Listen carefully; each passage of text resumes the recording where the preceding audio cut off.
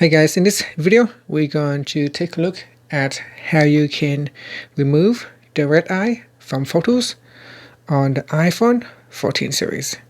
First, let's go back to the home screen by swiping up at the bottom of the screen.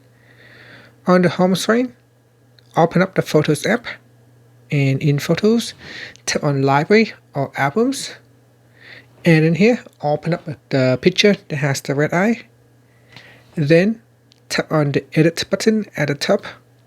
Now if there is a red eye in your picture, the red eye icon will appear at the top. So tap on that icon and then say tap on the red eye, and you can see if I tap on it, it will fill the red eye with some kind of brown or black color. And just if there is other red eyes, you can just simply tap on it to replace the red eye color with a darker color, and then tap on done. And that's it. So that is how you can fix the red eye color on the iPhone 14 series. Thank you for watching this video.